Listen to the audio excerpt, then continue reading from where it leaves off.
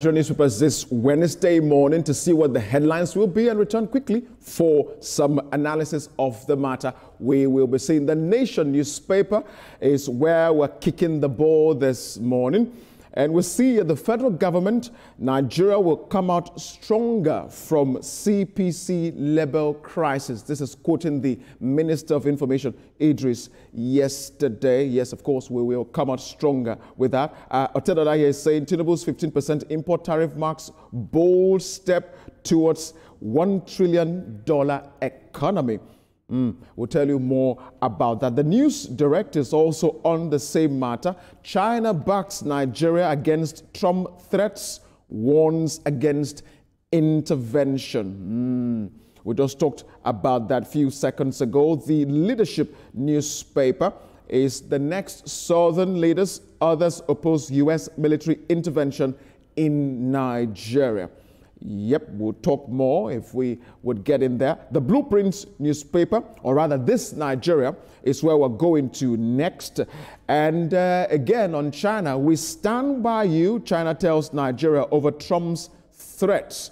I'll let you know what the headlines or the rather there would be. But Anambra is also a case here. Don't yield to pressure to compromise INEC chair, warns staff. About time. We'll see more on that front. The Blueprint newspaper is where we would be heading now. And on the same matter again, US genocide claim, religious extremists plotting to divide Nigeria. This is the time we need to come together as a nation and fight the common enemy, terrorists. Platform Times is the next this morning. And something a little bit different here, impersonation scandal. The DSS flush out 115 personnel. My, that's a heavy matter. We'll give you more details about that when we come back for analysis. And the Hope is where we're going to right about now. And those students are smiling as government disburses 350 million to students in higher institution. I hope that money gets around here. The Sporting Life is where we always hang the curtain, but I don't like what I'm seeing here today. Heitinga plots to stop Osimhen, but he's hailing him, as being smart, strong, and fast. Of course, our guy is always smart, strong, and fast. Ria and Olamide this morning. Let's talk about this import matter. Otedola, he's saying that the president's 15% import tariff marks a bold step. Remember, Ria, that this is to reduce our dependence on imported goods and begin to strengthen, locally produced goods. Because if you know that when you bring goods in, you have to pay double for it or pay an additional tax for it, you will think twice. That money you want to use to import, maybe you begin to think of building, the factory and the industry that can produce what you want to import. And also, that's where our dollar shows up. Oftentimes, we've had conversations of Nigeria first, Nigeria made first, put Nigeria first. And I think that we just say it and we do not put it into action. But if we truly understand the implications of not importing and having things in Nigeria, then we'll see how our economy will even grow better than it is right now. So I agree with it. And under the renewed hope, we've been seeing things like this. Like I always say, people will tell you that, oh, if the money doesn't translate, to me closely, it means Nigeria is not doing well. But we cannot lie that our economy is moving. Maybe not moving at the pace that some people wanted, but it's quite moving. I think that we need to prioritize, not just come on TV or, just say Nigeria first, but prioritize producing in Nigeria, producing our local products. Because when we depend solely on taking things from outside, of course, it's going to be more expensive. But then the fear I have with this, I remember having a conversation with, a very big person, and Nigerians do not even believe in the things that are locally made in Nigeria. That is the problem, and that's where it starts from. They'll rather tell you, if you see something and the leaflet is saying made in Nigeria, you are thinking, are you sure? And that is where our problem, exactly, and that's where our problem starts from. We need to now believe that we can produce locally here and it will be good. We should not always feel like things that are coming from the foreign side are the best. So for me, that's where it stands for. I really like this, and it will help boost our economy, which is the most important. And on the Leadership newspaper, Olamide, to what Ria also just said, many years ago, and I went to Kaduna, I went to some of those industries and factories that were operating in the 80s, in the 50s, 70s, and the early 90s of weather cotton and so on and forth. it's a sorry sight right about now. It's all dilapidated. If we had continuation, because we're talking about loving foreign products now. They've been there for quite a number of years. The first time you begin, you may not be so good. But if you stay there for a long time, you perfect the craft and it becomes quality produce. We have what it takes to bring out quality produce in this country, Olamide. I ask this question, in whose interest is it that the refineries are not running? That's the question I'll leave you with. Not just refineries, factories now. Factories, I won't just say that, but I want to say that it's important that we see Nigerian local products not as just policy to produce more. It's our infrastructure. It is tangible, viable produce that can bring in revenue. And the moment that we change our mindset, that's very important. In regards to Otedola's endorsement of the 15% tariff on diesel, I will say that I like the fact that he sees our energy sector as infrastructure. But I'll also say this. It's good to see that his private interests are meeting government energy reforms. Those two things should meet in the middle always. And still on that, you know, the NNPCL, you know, has announced plans to increase its stake in the Dangote refinery. The move is aimed to strengthen the nation's refining capacity and develop strategic partnership between Nigerian State Oil Company and Africa's largest refinery. Well, you know, this sounds nice, so that the NNPCL wants to increase its stake in the Dangote refinery. But I'm also thinking, if the NNPCL is still in charge of some of the nation's owned refineries, I think they should increase their stake there too. As well. You know, for me, I stand on that. You know, first of all, I didn't like the confusion between NNPC and Dangote, because at the end of the day, Dangote is our own. But I want to say this, that it's not just the Dangote refinery. We have other refineries. Nelson, we've spoken a lot. And I keep saying we speak on this table because this is the table we bring all the conversations. The amount of monies that have been put into some refineries that nothing happened to them, they are not working. As Nigerians, you wonder, you start feeling sad, you start losing faith. Like, what is happening? How do you hear these billions, these trillions, you know, being put to make the refinery work, and it's not working? How is it that in Nigeria, I think they're working on the Port Harcourt refinery, if I'm correct, but how is it that Nigeria is just the Dangote refinery, and then we complain of monopoly? But what are we doing to make our refineries work? And some oil experts have said, you know what, if the nation's refinery is not working, either shut it down or give it out to private partners. You know, and not keep taking money. My problem is keep taking money to say that you want to make it better, maintenance and all of that, and then Nigerians do not hear anything again. It just goes under the drill. We don't know if a snake has swallowed it. We don't know what has happened to the money. In whose interest is it that the state-owned refineries are not working? With 5 refineries, 2 of them being state-owned. Port Harcourt refinery is not even up to full production mode on how it should be operating. In the same world, it should be the opposite way around. Private energy people trying to buy into state-owned services. This is warped. Well, some matters we need to handle. But this Nigeria, let's talk a little bit of politics this morning, ladies. And that's Anambra. The new INEC chair, you know, Joash Amopitan. I love his name.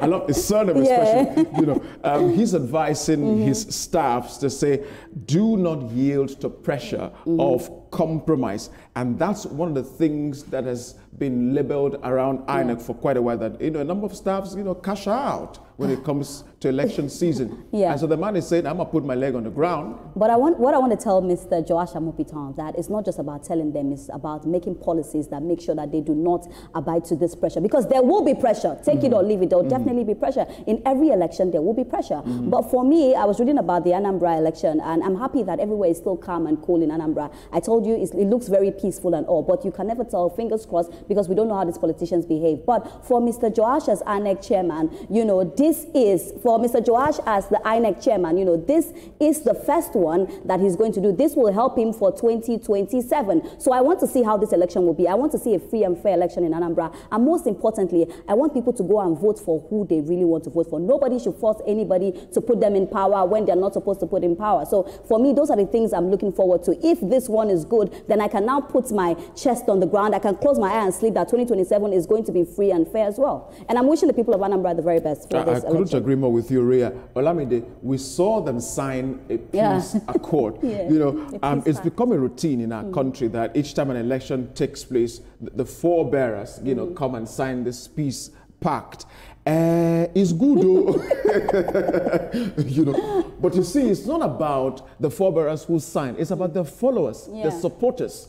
How tolerant and peaceful will my supporters be to your supporters if we have an issue in the field, you know? I find this headline very interesting, you know, don't yield to pressure. The question is when pressure is not coming from lower people, it's pressure. When it's coming from higher ups who have set up systems in their favor, it's policy. Yeah. It's no longer pressure. Yeah. So it's all well and good to say that and sign peace pacts, but if pressure is coming from above, it's policy and it's an order. It's interesting to see the fact that in Anambra yesterday, I watched a video, very quaint, a very small town in Anambra, I forget the name now, but they were conducting some local elections and they were all lined up, spaced apart. These people want order, they want peace, they truly want to believe that their voice matters. Yeah. And that is how it should be all across board. Indeed, we wait to see the voice matter in this pressure Saturday. Coming from above is an order, not pressure. We don't want no pressure. We want a free and fair election. Election would happen, but we'll take a short break down and return to continue with the newspaper review. Stay with us, everyone. We'll be right back.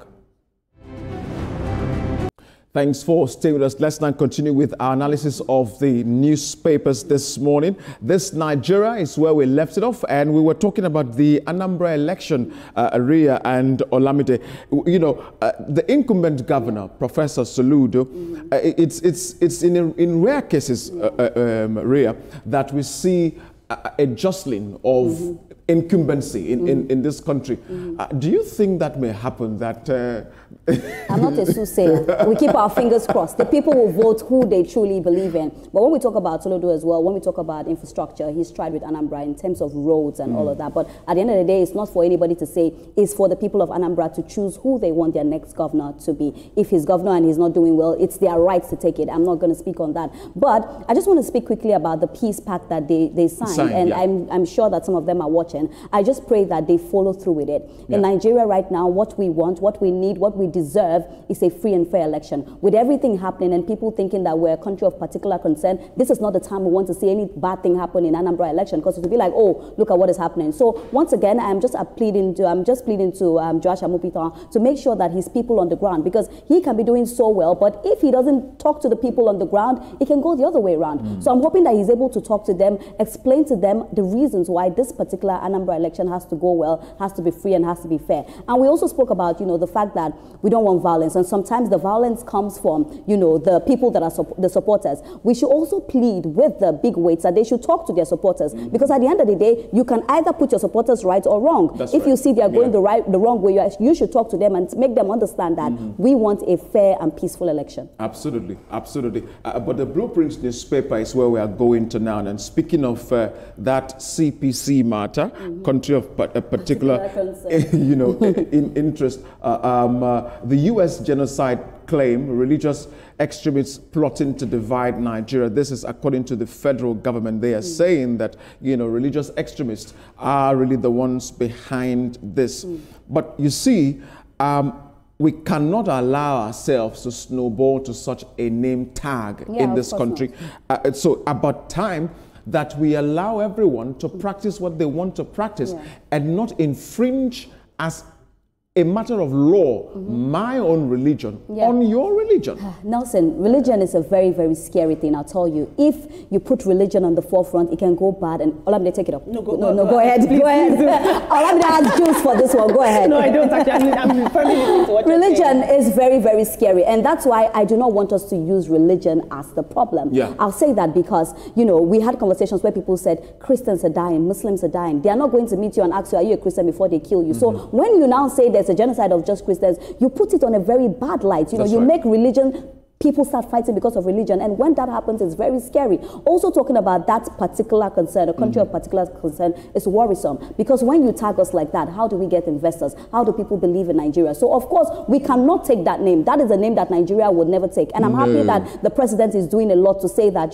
this is Nigeria. We are trying with security. We are not there yet, but we're getting there. And that's why you can see he put new service chiefs. For me, what I'm now hoping and praying for is that these service chiefs will now be able to make Nigeria proud, not just the president that put them there, to make Nigeria proud and say that they've been able to take the insecurity away. Olamide. Absolutely. I couldn't have said it better myself. This labeling as a country of particular concern, like you rightly said, Ria, it's more than just religious persecution. What it is that they're using it as a diplomatic tool, and we could face real sanctions and consequences of this. There could be reduced foreign aid. There could be global sanctions. These people are using religion as a diplomatic tool, and it's very, very scary. They are wielding this as a tool because they're taking advantage of our situation right now. now. And we have to be, our eyes have to be open. We have to remember the blood and the bodies and the death that have often followed military intervention in Nigeria. And we look to see an end finally to this matter. That's for me, that's where I just stand for, to see the end of it. Our hearts goes to everyone who has been caught in the midst of this fire. But let's talk a little bit of politics now, Olamide.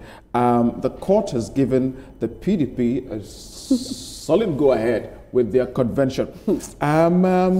Maybe some peace would come out of this. You think so? It's interesting to see that a party that started with such lofty aspirations as the PDP, I remember the umbrella and what it stands for, the symbolism of the umbrella. It meant inclusivity. It meant a place where everybody could rally and really harness and execute their democratic power and the democratic prowess. And to see them now, they needed permission to hold a national convention. PDP is a long fall from grace. But it would be great to see them rally in. And this national convention, everybody is going to be watching. It will be a chance for them to save their name and change a narrative that is often surrounding PDP. Can they save the name? Can they save the name? Anytime we talk about PDP, it's either, let me sound like a Nigerian, one wahala or the other. You never hear that their home is fixed. And I always say this to the PDP, if you cannot fix your party, then there's a big problem. Nobody will believe that you can fix Nigeria. You cannot just fix just your party. And I've said it, that I feel like the problem with PDP is power tussle. You know, they keep doing the blame games. This person is the problem. This person left. Another person is the problem. Like, it never stops with the PDP. It's so sad. And I pray that other political parties can learn from this, that a party that was once the umbrella, a party that was once very respected, has turned to shambles. The umbrella is almost scattering, because at this point we don't even know what will happen at the meeting that they want to have. Look at the stretch before the meeting, trouble with Anyanwu, trouble with this, and you are wondering, like, why can't you court cases here and there? You know, we are wondering that why can't you just fix your home? I'm praying that a lot of political parties will learn from this, and all the PDP people moving to APC. My prayer as well is that, I always like to use God, my prayer as well is that APC should vet these people, because at the end of the day, Nelson, remember, there was a point in Nigeria where everybody was going to the PDP, everybody was rushing to the PDP, and now the PDP has crumbled. So we're just hoping that also the APC that is taking these new people, they should vet them, they should check their ideologies, because when the honey looks very good, everybody wants to come to the honey. Speaking of vetting people, the Platform Times, Ria and Olamide, this morning, the DSS is flushing out about 115 personnel. The writer here says, names, pictures exposed to block illegal operations. Reform push follows arrest of fake DSS operatives. This is really sad, Olamide. Honestly, it's very important that the DSS came out to say we distance ourselves from these people. They no longer work with us, especially because Nigeria finds herself in such a precarious situation in terms of our security. The message that the DSS is sending with this memo that they put out is that credibility is very important to them, and they will not allow rogue elements use the power of the DSS for any unscrupulous activities. But Alam, they're not even the DSS. A lot of people, when they leave a particular company, they still have the ID card and they keep going about lying that they work for the company. I truly believe that the onus is on these companies and exactly. I was just going to say that. To take that identification back and take that and make power. sure you declare that this person is not with us again. We don't want any DSS going to deceive somebody that they are when they are not, because that can be a serious criminal problem. So I think we need to move on. To the sporting life this morning. And Alexander Hayatinga, says he plans to stop Osimhen. But, recognizing... Stop Osimhen from what? No, finish it. Let me know where to throw my thunder. let me read exactly out to you what the paper said this morning about the matter. Osimhen has been recognized by the coach to say that this guy is absolutely wonderful. The manager, rather, I'm coming, Ajax manager John Hayatinga has promised that his side will do everything possible to stop the red-hot Victor Osimhen when they face Galatasaray, in the UEFA Champions League. They are coming to battle with, Galatasaray, I think sometime this week. And so he's saying that the guy on this team that will give me wahala is Osimhen. So he's putting his mercenary in place to say, we must stop Osimhen from getting to that net. When I say that Osimhen is our Messi, these are reasons why I say that, because I follow Messi a lot with the documentaries they do about him. You know that when Messi wants to play with a particular team, the coach is afraid, because they say if Messi has the ball, what are we going to do? And that's the same with our Osimhen. So I'm not surprised. Osimhen, go give them, show them the Nigerian blood in you. Boy, we keep praying for Osimhen to keep going higher and higher and take Nigeria's name up. But that's how far we can go on the Newspaper Review segment this morning. Join us after the break.